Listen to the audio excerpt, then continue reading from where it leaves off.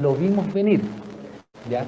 Y para ello nos acompaña uno de sus autores, Andrés Barrientos, quien está a mi derecha, quien es ingeniero civil, fundador de la Fundación Ciudadano Austral y también que ha escrito varios libros que han sido muy relevantes en nuestro escenario político. Y este libro va a ser comentado también por Max Pávez, abogado, ex subsecretario de Seguigov, quien va a estar comentando este libro. Te damos la palabra, Andrés, muchas gracias por habernos acompañado en esta oportunidad en la Feria de los Buenos Libros. Muchas gracias, Juan Antonio, y muchas gracias también, Max, por estar aquí. Primero que todo, tengo que agradecer... ¿Cuántos minutos tengo? Vamos, de minutos podríamos ir con unos 15 minutos. Ya, máximo, ok. Gracias. Primero que todo, agradecer la organización de la Feria de los Buenos Libros, por una cosa natural. Esto, yo recuerdo la primera Feria de los Buenos Libros que se realizó, lo invitó el profesor Gonzalo Rojas, al cual tengo un profundo afecto y agradecimiento, porque ha persistido en la idea de generar esta instancia para adquirir libros que son de formación, libros de contingencia, historia, y que son sumamente relevantes para entender los fenómenos políticos que vivimos en Chile, en el mundo, y también para apoyar a todos los autores independientes que hay y que tratan o intentan dar también una batalla cultural. Eso yo creo que es importante, y la labor que hace Salo con todos los equipos que hay detrás de organización es sumamente relevante para que se sigan prolongando en el tiempo. Así como eso es hacerse cargo de algo. Si criticábamos que había una feria chilena del libro donde principalmente los autores son de izquierdas, claro, ¿cómo no vamos a tener alguna instancia así? Y esas preguntas Gonzalo la pudo responder organizando esta feria constantemente. Así que todos obviamente muy invitados a adquirir los libros. Yo, más que hablar del libro propiamente tal, quiero comentarles cómo se gestó esto y algunos puntos claves que creo que son considerados relevantes a mi juicio para el debate actual. ¿Por qué se llama Lo Vimos Venir? Esto es un agradecimiento también a Henry Boyce de la editorial Conservadora, que también un proyecto cultural se atrevió a crear esta editorial y editar distintos libros de alcance cultural, y surgió de conversaciones de amigos, así como ustedes se reúnen en los asados en el 18 de septiembre, conversan cosas que suceden, no les gusta cosas que están pasando, lo sistematizamos. Sistematizamos los conocimientos que teníamos en parte, las conversaciones que teníamos, entonces, y todo parte de conversaciones previas al 18 de octubre, desde el año 2015 aproximadamente, cuando nos conocimos, en el cual entre un grupo de amigos discutíamos cosas y luego cuando ocurrían por el escenario político, decíamos, esto fue lo que conversamos en la cerveza anterior. Después nos juntamos nuevamente y era como, no, pero si hacen esto, o si filman esto, va a pasar esto. Y no lo que se buscaba hacer con determinado acuerdo o actividad. Entonces era, lo vimos venir. Entonces, entre una seguidilla de conversaciones de amistad, veíamos que habían cosas dentro de nuestro diagnóstico que no están puestas en la mesa y que era necesario comunicarlas para el futuro y además para el presente. Creo que mucho más pensando en el futuro, además. Entonces eso fue relatado acá, cada uno desde su punto de vista. Hay algunas cosas que no concordamos muy bien, pero están llevados ahí en el texto, que lo pueden leer, se lee en 2 horas, es muy simple. Y tiene 3 ensayos, que parte con el mío, que es una cosa de alcance de apellido, y que se dio también por la forma en que está escrito, en el cual, bueno, Max ahí después comentará mejor, por supuesto.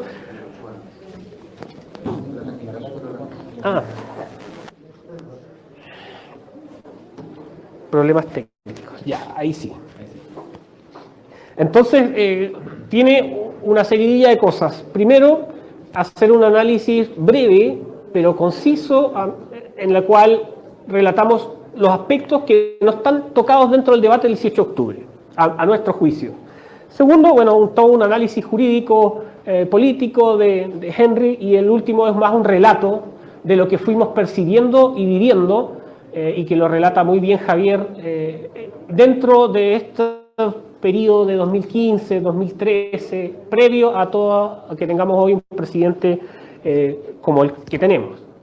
Eso parte de unas conversaciones incluso en su mismo distrito, en Punta Arenas, donde fuimos con la Fundación Ciudadana Austral a dar charlas y ya veíamos un clima de cambio cultural muy importante en los jóvenes de la élite, los que toman decisiones en la región. Y luego nos juntábamos con las personas que financian o que tienen el poder económico dentro de, y decían, no, esas ideas no llegan, no va a ser reelecto, hoy es presidente. Entonces, eso es obviamente un hecho que se constata de que lo vimos venir, porque nosotros veníamos advirtiendo esto como apóstoles, diciendo, mire, esto es lo que está pasando, esto es lo que está pasando.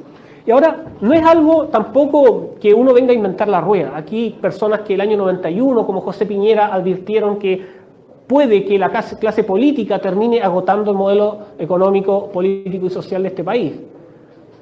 Axel Kaiser, el año 2007, con Chile que viene, es muy claro. Si ustedes lo leen, es como, oye, ¿por qué no lo leí antes? Ese fue uno de los libros que al menos a mí me motivó para meterme en esta materia. Entonces eso motivó la creación de este libro. Es breve, como les digo, es para lectura de cualquier persona que no sea experto en materia. Y en lo que respecta al escrito que realicé, como les dije anteriormente, me basé en la evidencia. El 18 de octubre yo lo viví en la calle, yo estuve en la calle, yo estuve agachándome que no me lleguen las piedras, estuve ahí constatando el fenómeno. Y hay mucha gente que yo sé que también lo hizo. Y eso no estaba en la televisión. En la televisión estaba el estallido social, las causas justas, las demandas sociales, y en base a eso se gestó un acuerdo. Hay posiciones muy distintas, pero yo estaba en la calle, yo veía, no con un dron, viendo la marcha del 1 millón, yo estaba ahí viendo las consignas de que renuncia Piñera, yo estaba viendo las consignas de gente ahorcada, autoridades, en fotografías. Ese nivel de grado de violencia, de la radicalidad teórica, puesto en la práctica en jóvenes de mi generación, otros menores, estaba ahí presente. Entonces la pregunta que viene es, ¿por qué lo que dice el mass media no es lo que dice el ambiente de la calle? Los rayados que perduran hasta hoy, que han destruido todo el patrimonio cultural chileno. Esa pregunta es algo que me estuvo mucho en mi cabeza y eso llevó a escribir lo que escribí. Una de las cosas que se ven importantes, y eso ahí metiéndose un poco más en la materia teórica, es que los ejércitos tienen academias o think tanks que piensan cómo se desarrollan las agresiones a los estados. Y dentro, en el país, tenemos la ANEPE, que tiene estudios muy buenos. Tienen estudios de guerras irregulares, tienen cosas muy interesantes. Entonces, mientras personas que ingresan desde países como Siria, a través de Rusia, Bielorrusia, y entran luego a Polonia, Polonia en ningún momento niega que eso no es una guerra irregular. En Chile, en la televisión no se habla de guerra irregular, solo se habló ahora cuando hay un conflicto en Europa del Este. Pero con toda la masa migrante, con ver motochorros que estaban aleonando a las masas durante esos días de octubre y noviembre principalmente, y diciembre hasta enero, después llegó la pandemia y todo, ¿cómo no pensar que eso era así? Y ahí hay una cosa que yo considero que es crucial, porque todos los elementos que tuvimos esa fecha tienen componentes de lo que teóricamente se habla de hibridez, un conflicto híbrido en el cual se habla de fachada de legalidad, que hay demandas sociales legítimas, eso para encubrir un fenómeno más profundo. Luego el despliegue informativo y de la desinformación. Los primeros medios internacionales que sacaban las noticias de cosas que podían ser cuestionadas era Telesur, Hispan TV u otros medios de comunicación de propaganda estatal y extranjero, con los corresponsales locales, por supuesto. De eso, los medios nacionales, nada. Guerra cibernética. ya los hackeos, la filtración de correos, eso ya es algo del día a día. Yo tengo unos hilos en Twitter en los cuales vengo catastrando todos los hackeos que han habido y es impresionante. Clave única, Banco Estado, Poder Judicial, hoy tenemos páginas web, bancos, Banco Chile, etcétera. La guerra no es hoy solo con métodos convencionales, y eso es importante decirlo. Las guerras hoy, a las agresiones a los estados, por intereses muy variopintos, por ciberdelincuentes transnacionales, eso se da hoy y se da en todos los países. Y hay países que invierten mucho más en ello. Por ejemplo, un dato muy menor, pero ¿cómo es posible que Chile hoy destine 18 millones de pesos para capacitación de inteligencia? 18 millones de pesos, veanlo en los presupuestos nacionales. 18 millones de pesos. Con eso financian 2 magísteres, 3, para una agencia que tiene que estar constantemente en formación, viajando, yendo a las conferencias, nutriéndose de nuevos conocimientos. Y vamos al despliegue no lineal, que es la desconcentración territorial de las demandas o las protestas. Nuestras fuerzas policiales fueron superadas. Y superadas porque la forma de la protesta fue muy distinta a lo que tradicionalmente seguían una línea de la Alameda. Si bien ese era el corazón de las protestas desterritorializadas, la toma de las juntas de vecinos, de los autoconvocados, por así decirlo, estaban en todos lados y cada día era distinto. ¿Y eso qué produce? Produce agresión psicológica. Entonces la sociedad no permite entender y ver con frialdad el fenómeno. Esto es una cosa de guerra de guerrillas también detrás. Todos los expertos en tirar piedras que teníamos en las calles, ese ánimo puede volver mañana. Porque los tipos saben, esa gente, delincuentes, saben esos métodos, lo han estudiado. Pero no hay consecuencias de los actos, y eso es un problema que también es algo que tenemos que tomar en consideración. Y lo otro que también es clásico en las guerras híbridas o en los conflictos híbridos es la capitalización de divisiones. Entonces, mientras un sector que se oponga a un fenómeno esté más dividido, obviamente es más fácil de que el hegemón de la guerra irregular se tome la agenda. Y eso fue lo que tuvimos. 100 organizaciones sociales que tenían miles de demandas, que iban toda la televisión, que instalaban discursos. Teníamos el 20 de octubre, la sesión especial del Congreso, donde toda la oposición que quería derrocar un gobierno, está escrito, eso lo dijeron, y algunos persiguen.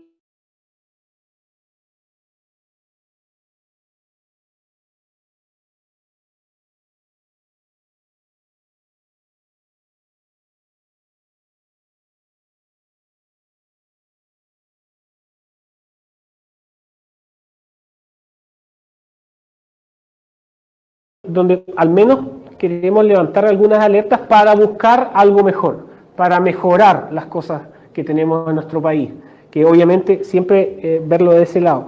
Y el libro no está enfocado tampoco a decirle a la izquierda, mire, esto fue lo que hicieron ustedes, es para tratar de orientar nuestro pensamiento crítico de un proceso que vivimos y disputemos conceptos que los perdimos en su momento, pero que siempre tenemos que disputar los conceptos del pasado.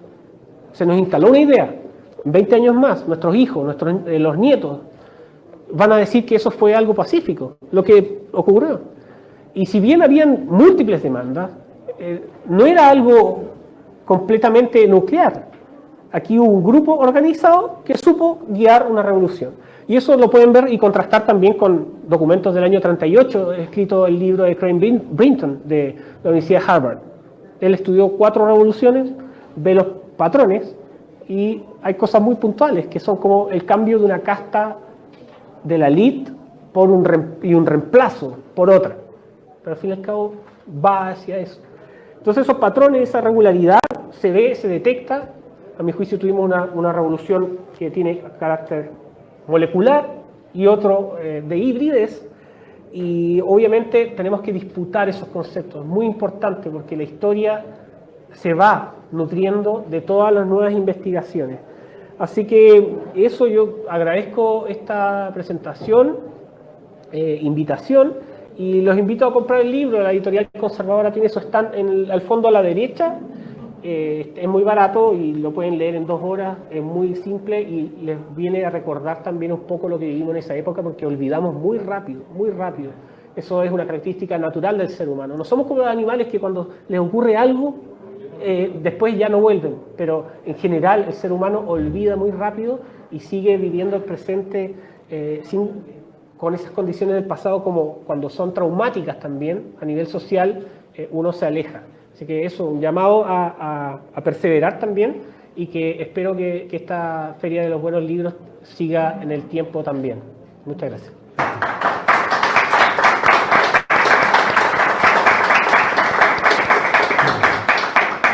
Muchas gracias, Andrés. Vamos a continuar entonces con los comentarios al libro. Lo vimos venir del abogado y ex subsecretario de Secretaría General de Gobierno de la Presidencia, de Max Pavés. Max. Muchas gracias. Vamos a terminar la presentación y luego vamos a abrir espacio para algunas preguntas. ¿Ya? Muchas gracias. Bueno, muchísimas gracias a todos por estar aquí esta mañana. No está por ahí el profesor Gonzalo Rojas, a quien le tengo gratitud, amistad y deuda permanente, así que cuando me pidió venir, no hice sino aceptar, para poder comentar y presentar un libro que yo creo que es un esfuerzo valioso.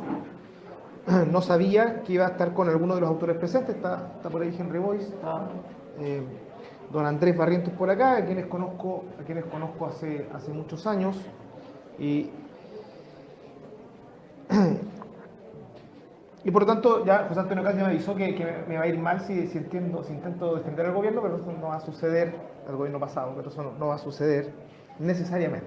Este es un libro de la editorial Conservadora, tiene 3 autores, y son 3 ensayos breves que buscan analizar, instalar algunos conceptos en relación a lo que ha venido pasando en Chile desde el 18 de octubre o quizás antes también. La tesis principal del libro, por supuesto, que es que lo que sucedió o lo que terminó sucediendo el 18 de octubre era advertible, era previsible. Cada uno de los 3 ensayos tiene sus matices y sus particularidades para tratar de explicar qué es lo que eventualmente se venía o se terminó gestando o explotando el 18 de octubre. Yo segundo, quiero valorar que hayan personas jóvenes, de una generación inferior a la mía, que se animen a escribir y plantear con firmeza y también con bastante valentía algunos planteamientos de manera muy clara. Y eso es bueno. Lo que no quiere decir que uno los comparta todos, ¿ya? Y respecto a los textos en general, quisiera compartir que creo que los 3 autores hacen bien en intentar combatir el uso del lenguaje. El uso del lenguaje, yo soy una persona que ha estado vinculada al mundo del derecho, a la política y a la acción política. Yo no soy un intelectual, soy un profesor universitario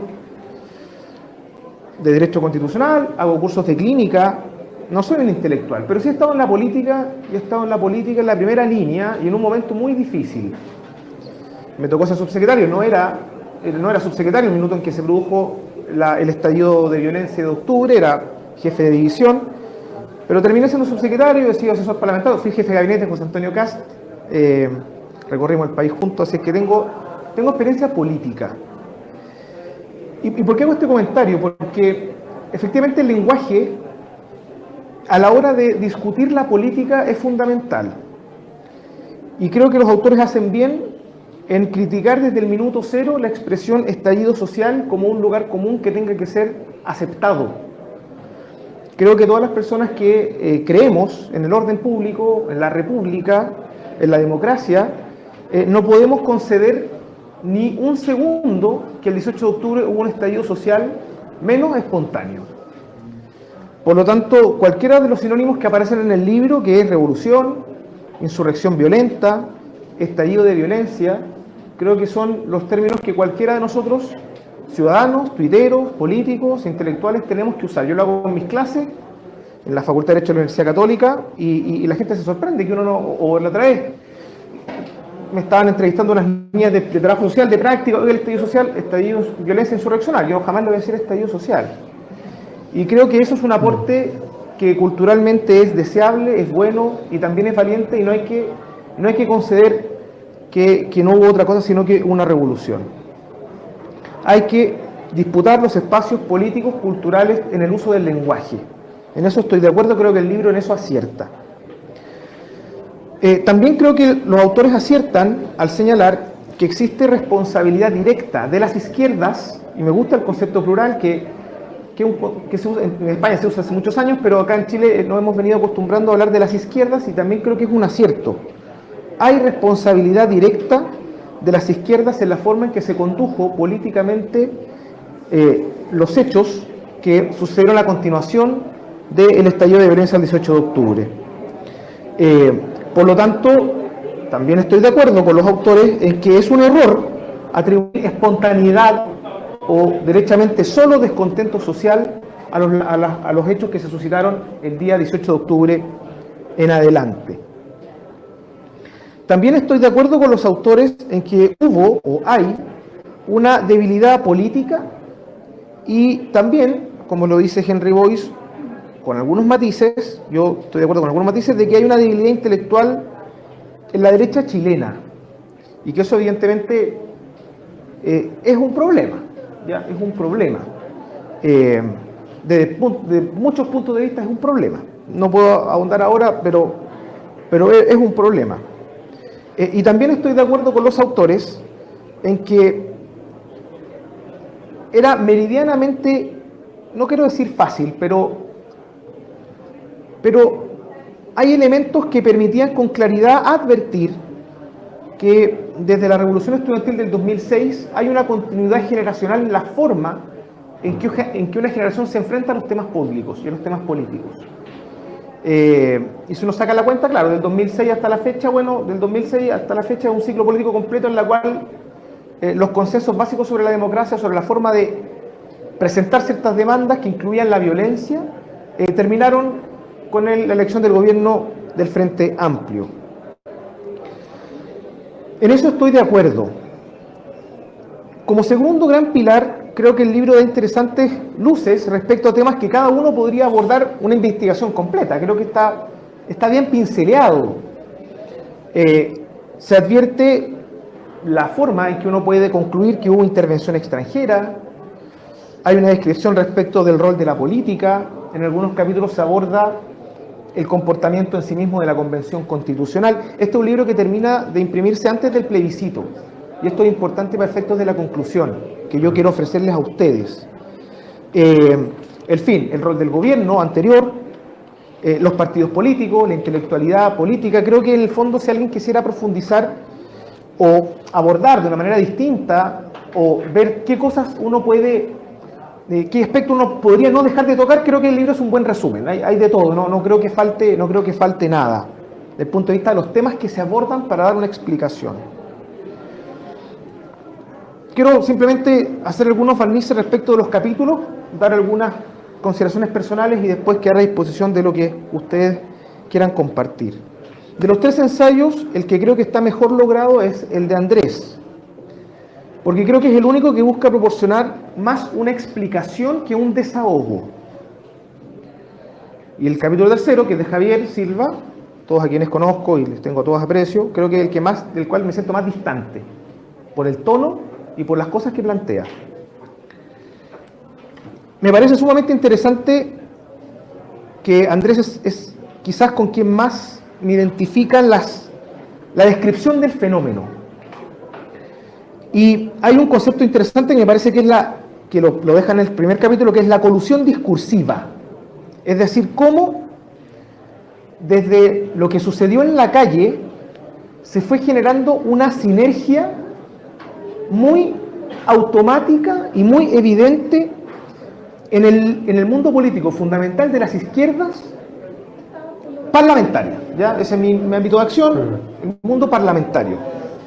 Y eso es evidente. A mí me tocó vivir, no en la calle, pero me tocó vivir en el Congreso, me tocó vivir de primera fuente lo que los parlamentarios nos decían en los pasillos, y cómo, evidentemente, en privado decían una cosa, y en público otra.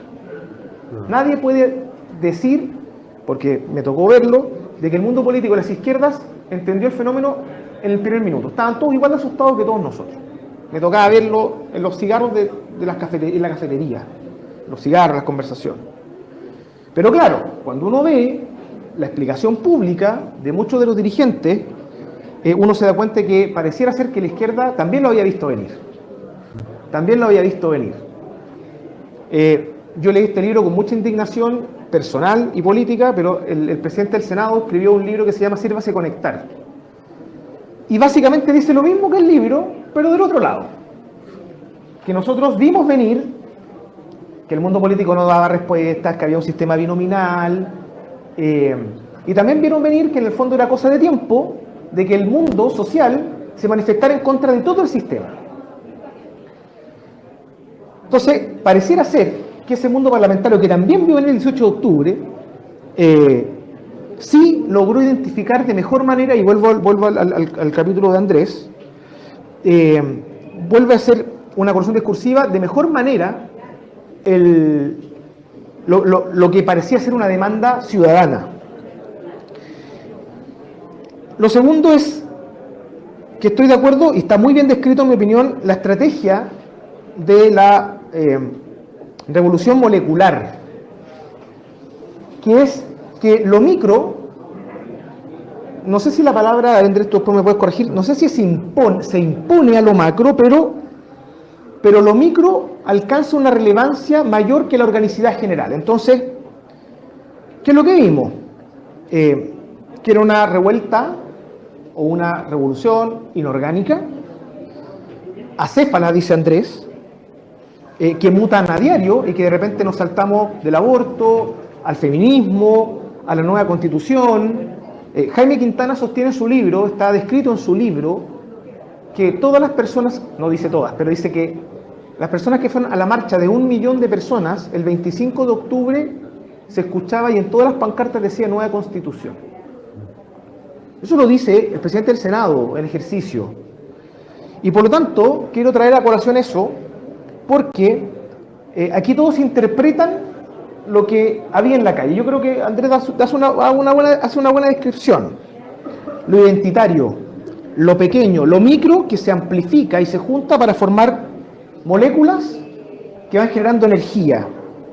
Una revolución molecular, sin liderazgo definido. Y me gustó mucho esta frase, ¿no? Que se caracteriza por pregonar la inestabilidad como forma de convivencia permanente. Creo que es un buen concepto y que es interesante precisar. Y que es híbrida, también lo tenía para comentar, es híbrida. Hay una fachada de legalidad, varios autores, no sé si Henry también, da algunas encuestas que dicen que en un segmento generacional la violencia no era mal vista, que se avalaba. Claro, no es la violencia armada, sesentera, del Congreso de Chillán, no es esa violencia paramilitar. Pero la primera línea se parece bastante a eso, era cosa de ver la estética, hacer todos los escudos, como de quien va a una guerra en el fondo, y que fueron recibidos en el Congreso Nacional por un senador también. El despliegue informativo y la capitalización de las divisiones. Entonces, me gustó mucho el concepto de que hay una naturalización del proceso revolucionario chileno, y que en el fondo, cuando uno hablaba de revolución, o algunos periodistas de renombre, como, no sé, Tomás Mochate, dicen estamos en una revolución, pareciera ser que todavía está fuera de foco, o todavía no entendió bien lo que pasó o lo que la calle decía. Yo creo que ahí hay un acierto en decir las cosas como son. ¿5 minutos? Ya. Entonces creo que en eso, yo creo que hay acuerdos, hay puntos interesantes. Ahora yo quiero ser muy franco y muy respetuoso en aquellas cosas en las cuales no estoy de acuerdo en el libro. Y seguramente con más de alguna persona del distinguido público no vamos a estar de acuerdo. Yo no estoy de acuerdo con que el documento emanado de las fuerzas políticas del 15 de noviembre haya sido un acuerdo de rendición. tampoco estoy de acuerdo con que ese acto político significa una incineración de nuestra democracia. No estoy de acuerdo tampoco con que el proceso constitucional haya sido ilegítimo en su origen. Creo que en su ejercicio sí, y la ciudadanía lo percibió. Creo que no fue ilegítimo en su origen. Creo que las personas que intentamos, por mi rol profesional, por el mandato constitucional que le debo al presidente de la República, a las Express, intentamos que la convención funcionara bien, no somos ingenuos. Tampoco estoy de acuerdo que los 37 convencionales que representaban a la derecha o a la centro derecha chilena hayan tenido que declinar de participar del proceso. No estoy de acuerdo tampoco con que hay un problema en el voto censitario como lo plantea Henry Boyce, y que en el fondo, quiero leer para no mandarme un cóndor aquí, que para combatir el populismo es necesario introducir más requisitos para acceder al derecho al voto. Yo no estoy de acuerdo, creo que el voto es una expresión de dignidad que tiene que mantenerse así. Y no estoy de acuerdo, como dice Javier Silva, y aquí quiero leer la cita también porque esto me parece incluso un poquitito ofensivo, sostener... Ay, perdón, se me perdió la sigla,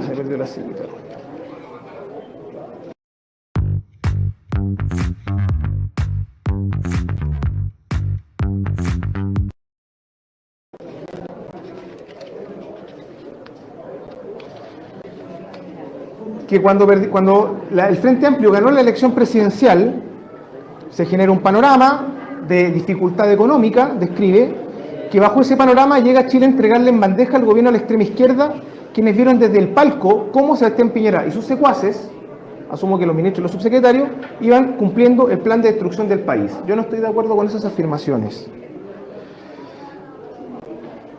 Por lo tanto, también las comento para hacer una idea de la panorámica de cómo está descrito el lenguaje del libro. Por eso que en algunas cosas yo estoy de acuerdo y en otras, en el tono, no estoy de acuerdo. Y así muchas cosas, ¿no? A modo de reflexión personal.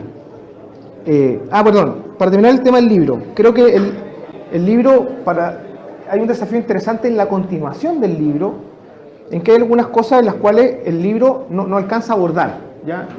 Se queda corto, partiendo por la fecha, ¿no? Yo creo que sería súper bueno interpelar a los autores de cómo ven el país después del triunfo del rechazo, porque este es un libro que está antes del plebiscito. Javier Silva es muy tajante en decir que Chile se jodió y que Chile se destruyó y ya no tiene vuelta. Yo tampoco estoy de acuerdo con esa afirmación, que también está en el ensayo final. Creo que hay algunas afirmaciones que es importante en futuros trabajos documentar un poco más, desde el punto de vista, por ejemplo, de la afirmación extranjera, ¿ya? No creo que el hecho de que el viaje del presidente de la República a Cúcuta haya gatillado que los servicios de inteligencia venezolanos, cubanos, en fin, etcétera, hayan empezado a preparar la Revolución de Octubre. Creo que para ese tipo de afirmaciones que se necesita un poquitito más de detalle. Y creo que los autores tienen un desafío importante, y creo que también hay ahí un vacío en el libro,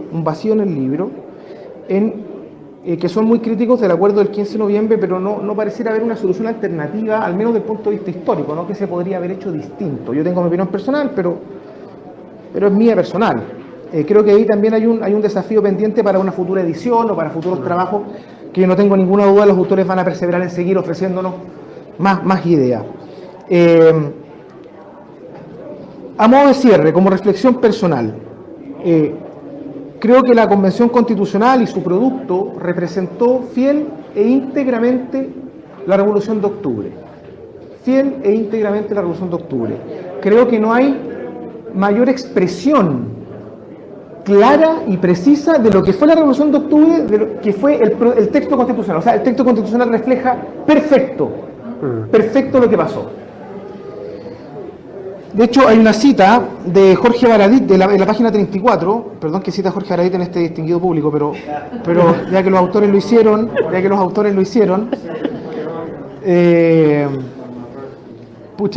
me perdió, pero aquí había una... Ah, sí, aquí está. Bueno, hablar algo respecto a la reforma, aquí está. la verdadera revolución no es el gobierno de Boric, es la convención que va a cambiar las reglas del juego. Yo creo que con esto Baradit tiene razón. Tiene razón. Y por lo tanto, lo que más me contenta es que ese proyecto fue derrotado por los chilenos. No por la élite política, no por los trending topics de Twitter, no por las encuestas. Este proyecto octubrista fue derrotado en las urnas por los chilenos. Y por eso creo que hoy día estamos mucho mejor, no sé si que el 18 de octubre, pero sí el 19. No sé si estamos mejor que el 17 y el 16 de octubre, pero estamos mejor que el 20. Y para eso tuvimos que sufrir, todos, mucho. Eso significó establecer un itinerario que por ahora es un itinerario fallido, pero que permitió probar que la democracia verdadera no logró imponerse, en la democracia verdadera no se pudo imponer una revolución, porque el texto de la convención era eso, era lo que dice Jorge Baradit. Entonces, termino eso, muchas gracias, felicito nuevamente a los autores, yo creo que ese es un buen esfuerzo, hay temas de tono, de matices en los cuales no estoy de acuerdo, pero el resumen fundamental es que yo creo que el resultado del 4 de noviembre nos puede dejar no tranquilos, pero sí, o sea, no conformes, pero sí tranquilos en el sentido de que el proyecto revolucionario expresado en las urnas, cosa que yo creo que hay poca experiencia en el mundo que pueden decir, a ver, probemos una revolución en las urnas, probemos una refundación en las urnas, y el tema fue indisputadamente a favor del sentido común. Y creo que eso también es un motivo de tranquilidad, al menos por ahora. Muchísimas gracias. Gracias, Max. Vamos a dar un espacio para las preguntas por orden cronológico. Había una pregunta de atrás y después seguimos con doña Andrea y con don Adolfo. Atrás, ¿usted tenía una pregunta? Sí, una pregunta para el doctor. ¿Estás de acuerdo tú que la pandemia salvó a Chile? No. No lo creo. Creo que trajo todo lo que ocurrió, trajo profundas consecuencias que estamos viviendo hasta el día de hoy y no creo que salvó a Chile. Sí creo que haya ocurrido en ese momento atenuó en cierta medida un proceso, pero el deseo de no está atenuado. Yo creo que eso sigue presente. En cuanto a destrucción. Ah, claro. Creo que se destruyó menos, obviamente, porque por todas las condiciones que se gestaron, pero el deseo de sigue ahí. Las personas no cambian su pensamiento de un día para otro. Yo creo que por ahí, pero sí atenuó el proceso, claro. Perfecto. Andrea Íñiguez. Hola, buenas, mi nombre es Andrea Íñiguez, soy abogada y soy doctora en Derecho, soy profesora de Derecho Constitucional. Y por eso digo todo esto, porque quiero aportar lo que quiero decir aquí. Estuve leyendo el libro mientras lo compré, ya lo estaba casi terminando, pero dos cosas. Yo discrepo en que el 15 de noviembre haya habido un pacto de rendición. Yo creo que el 15 de noviembre es un pacto de muerte, un pacto de apaciguamiento. Y el profesor aquí decía, ¿qué hubiera hecho? Lo que dijo Winston Churchill, hay que aplicar el Tratado de Versalles. Hay que exigir el cumplimiento del Tratado de Versalles. ¿Y cuál era nuestro Tratado de Versalles? La Constitución. ¿Estaban las normas constitucionales para exigir y restaurar el orden? Sí. Está. Lo que pasa, uno puede presuponer que no se quisieron aplicar por motivos políticos que cada uno puede dominar, el respetable y político, ¿sí? Pero yo lo veo como un pacto de Múnich. Y como un pacto de Múnich, hay que tener cuidado con los pactos de Múnich, porque el pacto de Múnich apaciguó al monstruo un año. Que se estuvo armando durante Que se armó. Entonces, la pregunta es, cuidado con abrir otra situación, el monstruo está apaciguado, no está derrotado. Y lo segundo, algo que usted comenta en su libro, que yo estoy absolutamente de acuerdo, que es algo que la derecha no entiende, y yo trato de explicar que esta es una tesis mía, que por supuesto puede estar equivocada. La revolución, que es algo que tú dijiste en tu exposición, no necesariamente hay que hacerla en la calle, y lo que tú dices es perfecto. La revolución de octubre se refleja en la convención. Es decir, hoy en día, en mi opinión, la Constitución si hay algo que demostró el proceso venezolano y pudo haber demostrado el proceso chileno, es que la Constitución se ha transformado en un instrumento de la revolución. Y hay que tener cuidado, porque la izquierda de Boric no ha cesado en ese pensamiento de que la Constitución es un instrumento de la revolución. Ya no es necesario incendiar la Plaza de Armas, ni destruir los pocos monumentos que nos van quedando en pie. Entonces hay que tener cuidado, y por eso hay que tener mucho cuidado con abrir un nuevo proceso constituyente. Porque para ellos la revolución, la Constitución es un instrumento de la revolución. Ellos ni siquiera entienden lo que es una Constitución, porque la Constitución por definición es la limitación del poder gobernante. Ellos no entienden el poder gobernante limitado. Entonces hablar de Constitución con el Frente Amplio y un comunista al frente y darte un abrazo con ellos es absurdo. Es absurdo. ¿Me entiendes? Porque el concepto de Constitución en esencia es contrario a lo que ellos piensan de la autoridad.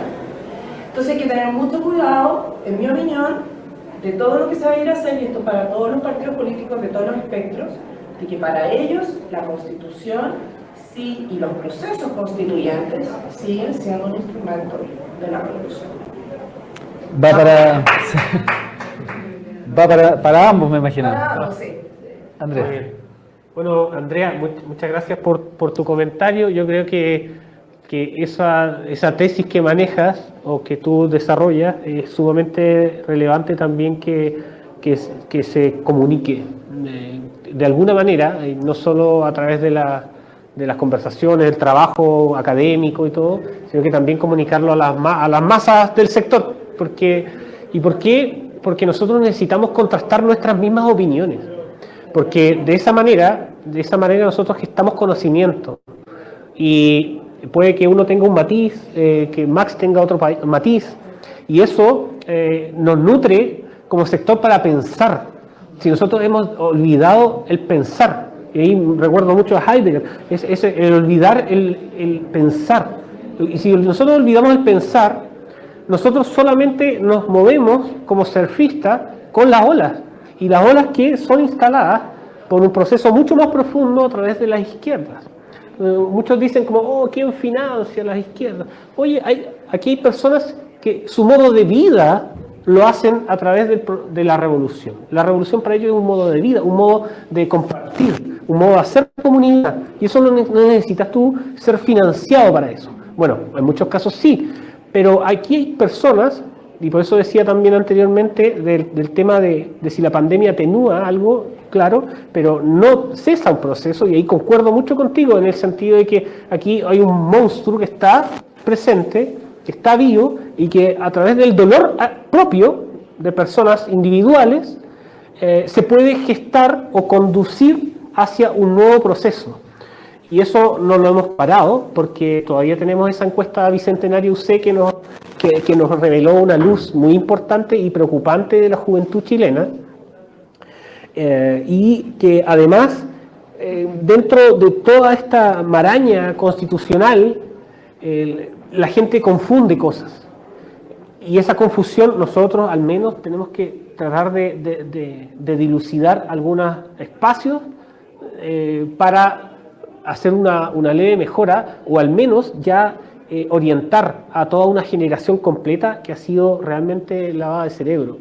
Y ahí cierro con el punto también para recordar un tema que trajo a la luz también Max, que era de estas revueltas acéfalas. Y eso no es un concepto mío, es un concepto de Guattari y Deleuze, que son filósofos de fines del año 70, amigos de Lula da Silva, por lo demás, que uno lo ve como un tipo muy terco, pero es un tipo que le ha gestado toda la maquinaria política a intelectuales que se pasean por América Latina soñando la revolución, y que sus ideas hoy están en la calle, sus ideas hoy persisten en estos ataques y sabotajes a las redes de metro en la capital, en la Araucanía incluso. Entonces, el pensamiento de un francés en el actuar político, puede que esa gente ni siquiera haya leído una página de estas revueltas acéfalas, pero ahí esos, los llamados seres sintientes, como le llaman, son estas personas que inconscientemente, por su dolor o por su resentimiento, lo hace un motivo de vida. Y ahí es donde hay cosas que parece que no están funcionando. El tema del Sename, la gente los jóvenes que no ven un camino donde desarrollar sus potencialidades. Eso es, yo creo que es clave, el desarrollo familiar. ¿Qué tan importante es la familia para la contención? Y esos hogares que están destruidos, eso es algo que tenemos que atender. Una breve respuesta de Max, si es que tiene respuesta, y pasamos con el profesor Adolfo Pol. A ver, de la reflexión que nos plantean, yo sí estoy de acuerdo con que hoy, en este ciclo político, el instrumento de la revolución de la izquierda es la Constitución. Antes fue la educación, en fin, antes puede haber sido... Intentaron hacer las reformas de pensiones con normas AFP y han intentado hacerlo de distintas maneras, y eso por supuesto que no va a cambiar. La izquierda como la conocemos no va a cambiar y no se va a acabar, y hay que convivir con ellos en democracia y derrotarlos en las urnas. En eso estoy de acuerdo. Ahora, sí me genera un poquitito de... Yo creo que el fenómeno político tiene muchas aristas muy complejas. De hecho, el libro no lo deja tan claro, pero el acuerdo del 15 de noviembre lo celebran los partidos políticos, no el gobierno. El gobierno fue excluido de ese acuerdo. En los hechos, en la negociación, en los hechos. Había información, pero al final son los políticos y quienes votaron casi todos unánimemente a favor del proceso constitucional. Y por tanto, hay que sostener en el fondo que porque además se soslaya el plebiscito de entrada. El plebiscito de entrada dio clara muestra de que el tema constitucional no es un tema pacífico.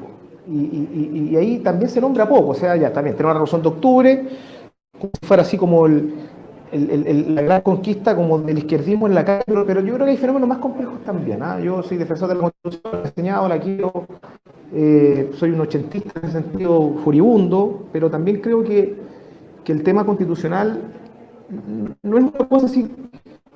Quiero ser respetuoso en lo que voy a decir, pero no pareciera ser que muchas veces dice, oye, nos hicieron leso, somos unos giles, ¿cómo no nos dimos cuenta de que aquí esta cuestión es la revolución y la constitución? Y hay fenómenos más complejos, la violencia en la calle, la dinámica política, las mayorías en el Congreso, la actuación de Carabineros, hay una frase que me gusta mucho, que la dijo Andrés también, ¿no?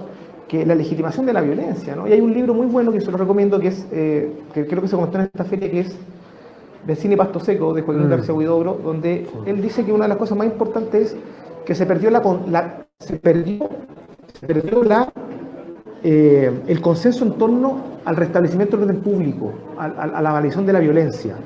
Entonces eso requiere más análisis. Yo ahí tengo mis matices, pero que el proceso constituyente va a seguir. Y va a seguir, y va a haber una constitución, eso va a ser así, bueno, salvo que haya una nueva convención muy mala, en fin, pero yo creo que va a haber igual, y eso yo creo que no es un defecto, una forma de conducir esto bien. Ya, me queda una